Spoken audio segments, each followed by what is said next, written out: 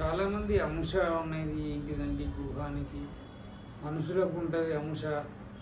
ఇది ప్రథమాంశ, ద్వితీయాంశ, పంచమాంశ, సప్తమాంశ, దశాంశ, అంశపరుడు, అదృష్టవంతులను వ్యక్తులకు ఉంటుంది. గృహానికి అంశ ఏంది అని అడగడం జరిగింది. గృహానికి కూడా అంశాలు ఉంటాయి. మనం గృహ గణితాన్ని చేసినప్పుడు ఏదో ఒక అంశం వస్తుంది.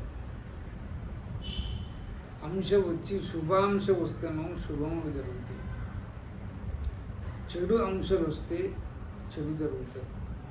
అంటే మనం గణితం చేయకుండా కడితే ఏదో అంశం వచ్చి ప్రాబ్లమ్స్ కావచ్చు. ఈ అంశం అనేది మనసు మీద పనిచేస్తుంది.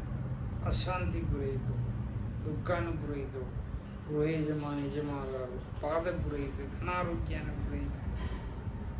ఇట్లా ఈ అంశ శుభాంశ పెట్టి కట్టుకుంటే శుభములు జరిగి వర్ధిల్లుతావు. కాబట్టి గృహము అనేది మీరు ఎన్ని ఇటుక పిల్లలు పెడితే ఒక గృహము నిర్మాణం అవుతుందో అన్ని విషయాలు మీరు జాగ్రత్తగా ఆలోచించాలి. ఏదో పిడపోపుకునే పనులు చేసిందంటే అది మీకు శాపమే మిమ్మల్ని చుట్టుకుంటుంది. అది వదిలిచ్చేటోడు ఉండడు, ఆ విషయం చెప్పటోడు కూడా ఉండడు. ఉంటున్నారా? జై శుభం పెట్టేసి